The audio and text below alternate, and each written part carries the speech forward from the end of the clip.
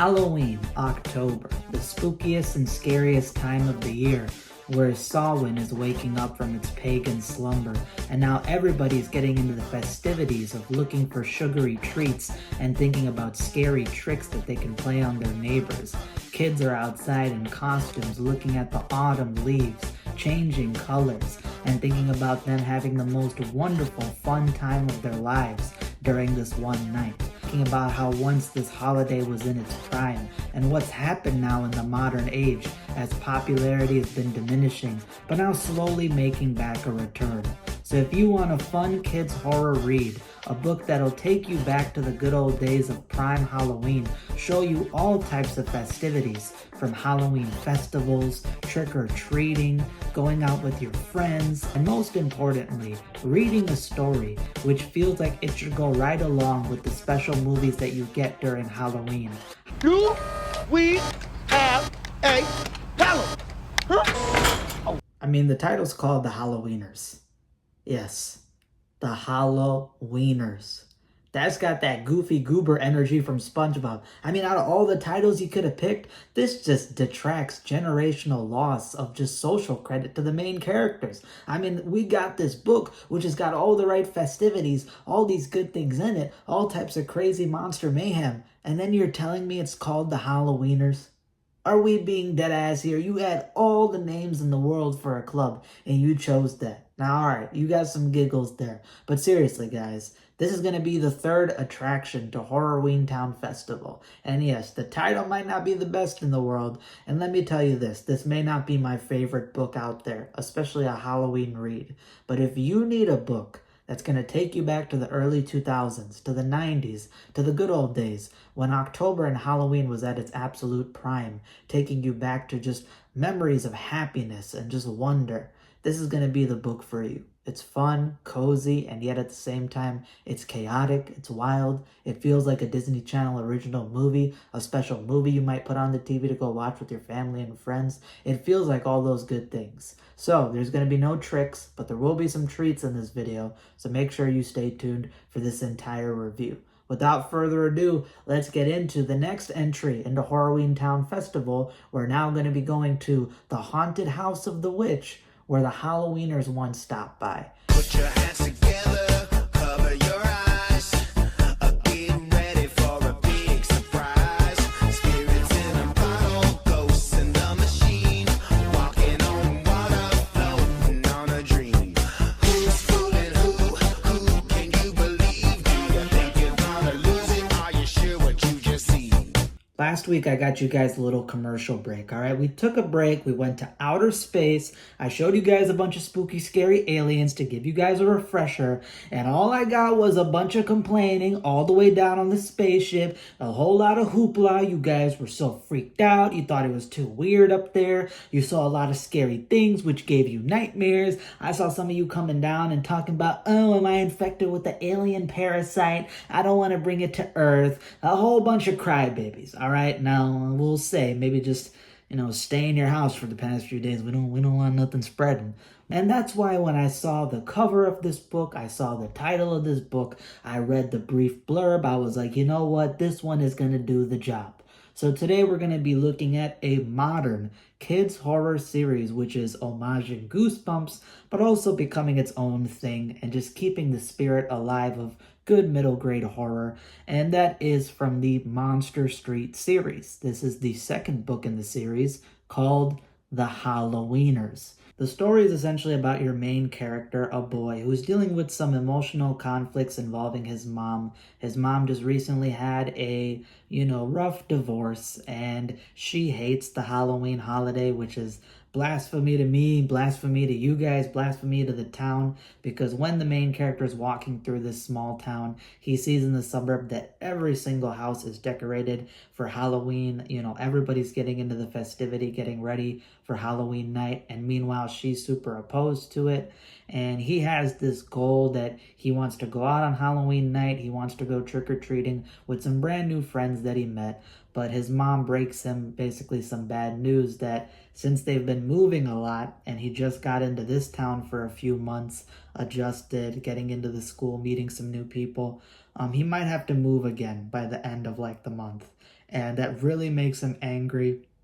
He starts saying some not so nice things to his mom out of frustration and anger, and when she grounds him and forbids him from going out on Halloween, he ends up sneaking out and going to this remote spot in the autumn woods, a tree house in a secretive location that says carved in the tree, the Halloweeners established in 1955.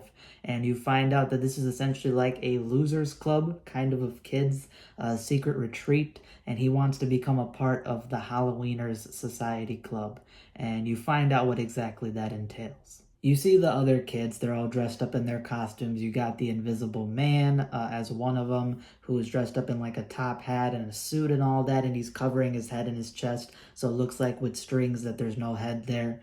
You got a guy dressed up as a swamp creature, a guy dressed up as a vampire, who's the more nerdy, technical guy. And they all got like ironic themes to it, like gimmicks. So that's the whole theme of this kind of Halloween, I guess, town-wide celebration that's going on, that everybody has to kind of dress in ironic costumes if you're going to be a part of the Halloween festival, which is being curated by the vampire kids' parents. So the vampire, for example, he's a vegetarian vampire. He doesn't drink blood, doesn't look at meat. He's all vegetables and fruits. And the swamp creature guy is always dehydrated, so he always needs water and stuff, constantly thirsty. So you get introduced to these kind of group of like loser, more geeky kids. But they love Halloween. They love the holiday. And they call themselves the Halloweeners because the whole idea is that they are the protectors of Halloween. They are actively trying to keep the spirit of the holiday alive, celebrating it to its max, but doing it with rules. And the 3 rules are: you never disrespect the dead, so don't go into graveyards and start tampering with stuff.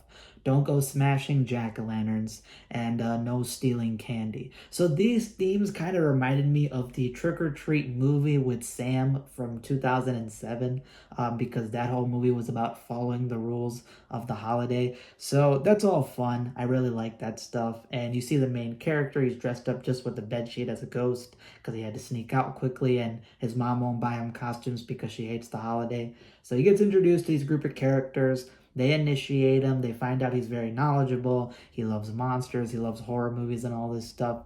So he will get initiated into the club because it's going to be Halloween night upcoming.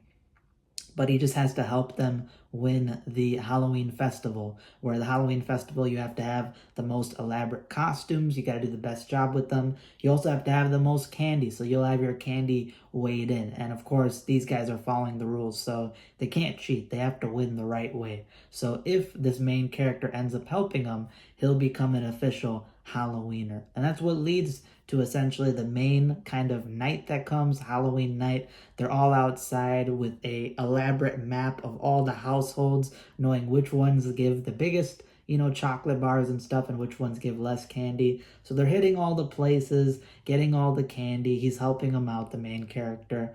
And they have some competition. There's some 4 girls out there who are kind of their opposing gang in a way. They also want to win the Halloween festival, and they're doing some tactics and stuff that are kind of beating them. So they're desperate at this point. They think that they're going to lose, and the main character, the protagonist, is scared because if they lose, he's not going to get into the club. But what ends up happening is that they pass by this abandoned, rickety house. And this house is said to be belonging to this child-eating witch that on Halloween, many decades back, she ate kids. They found bones of kids in her attic. She had disappeared and all this stuff. But she keeps this, iron black cauldron filled with this strange candy out by the porch. And because these kids are desperate to win and get more candy, they end up hitting up the spot because nobody else is willing to go to this haunted urban legend kind of place that you're supposed to stay away from.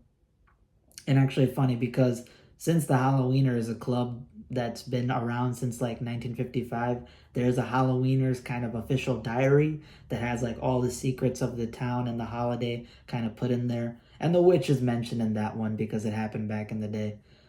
So they end up going to get the candy, and the candies are called like monster bars. They're in these weird black wrappers, and as one of the kids takes them and eats them, it's like the most delicious candy he's ever had in his life. and then he can't stop eating them. And then the other two kids who are part of the Halloweeners end up eating the candy. They can't stop, and they're breaking the rules about taking more candy than you should. And it's strange because the main character notices that when they eat this candy and become more like animalistic and addicted and stuff, when they pour the whole cauldron of candy into their pillowcases, it just magically refills, which is really weird and strange. I really like the vibe of that cauldron too, because it kind of reminded me of, like, this movie came later before this book, but VHS Halloween just dropped, and the idea of the witch in the house reminds me of the first segment in the movie, and then the just cauldron of like strange candy that just never ends. That reminded me of the middle segment called Fun Size. So I thought that was all fun. And as they're eating these candies, things go bad, things go chaotic, and you find out exactly what that entails. Essentially, the candy turns their costumes into real life depictions. Yeah, they basically transform into their costumes.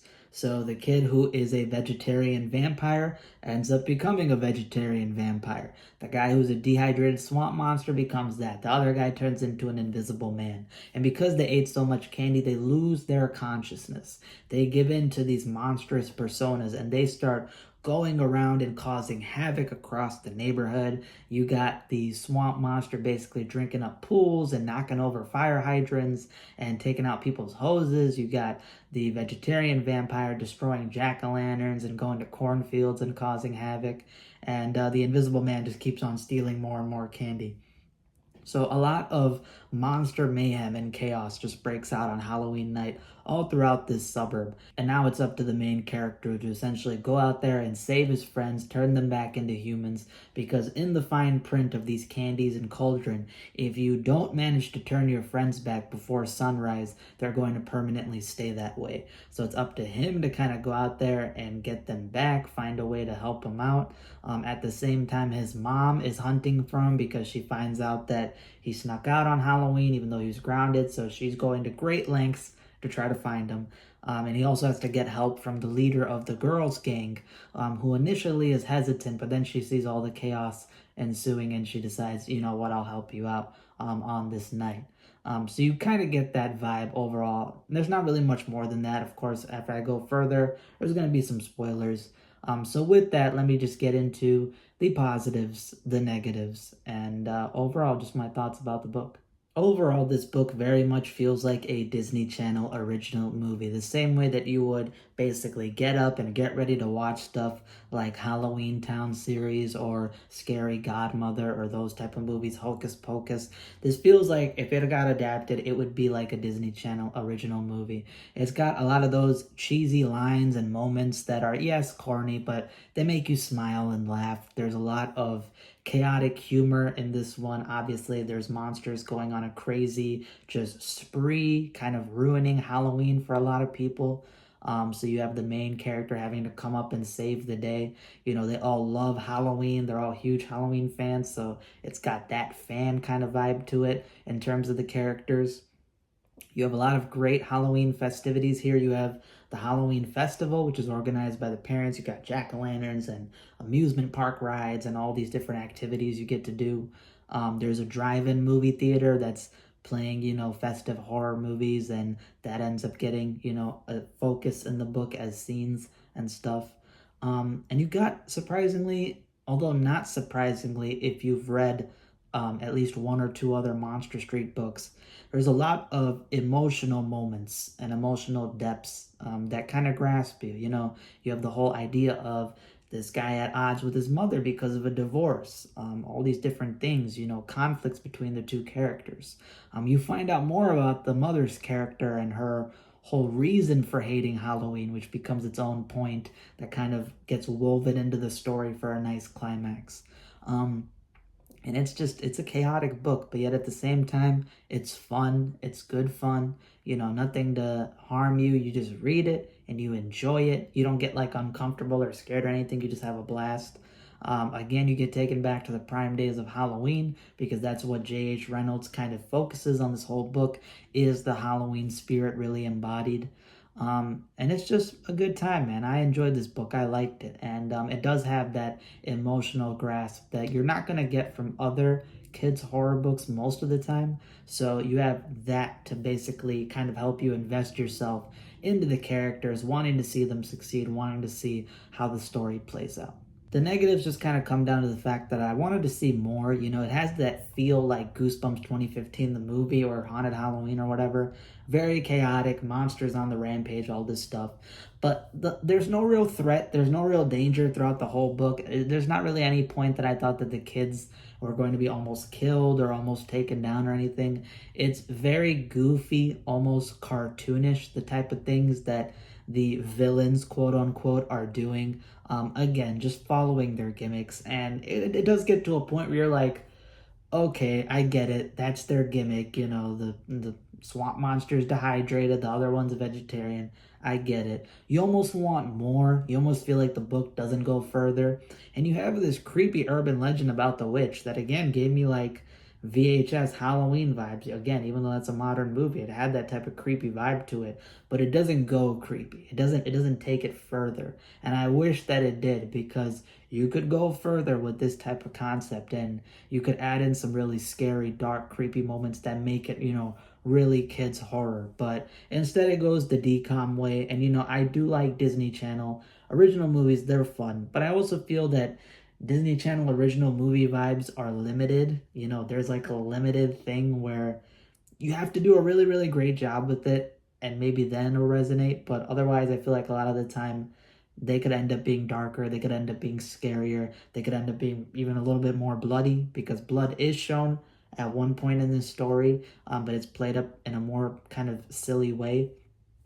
So I feel like, yeah, I just kind of wanted more out of it. That's what kind of makes me differentiated from something like The Haunted Mask, where, yes, The Haunted Mask has all the Halloween vibes and characters and all this stuff, emotional grasp. But at the same time, it is dark, it is scary, it does get under your skin, no pun intended. But that being said, this book, again, if you just want to turn off your brain and have a good time, if you do want to really experience Halloween even in a more stronger visual or fashion than those other, kids horror Halloween books, and you do want something more emotionally kind of gripping, more than you normally see in a typical kids horror book, then I would recommend you go check out The Halloweeners. People said this was the best book of the series. I don't know yet, I don't think so. I think The Boy Who Cried Werewolf I preferred more, at least so far, and I've heard good things about Carnival and stuff. So we'll have to wait to see that. But this was definitely a good one to check out during this Halloween season. So I recommend that you guys do the same, and I can probably bet you guys won't regret it. I think you guys will at least break out a couple smiles in this one. And that's all I got for today. This book gets an 8 out of 10, just a flat good. And yeah, stay tuned for more content to come. The next video is going to be me talking about one of my new favorite Halloween movies that I had the pleasure to check out right now, and that is Dark Harvest 2023. And of course, there's going to be more Halloween content than that that's going to be coming up shortly after, because throughout these 31 days of October, I'm going to make sure that you guys get into the vibes alongside me. So stay tuned for next time when we get to the fourth attraction out in the cornfields and we see what Sawtooth Jack has in store with the Dark Harvest. Have a good season, have a good time, and make sure you guys are staying spooky and spectacular. Deuces.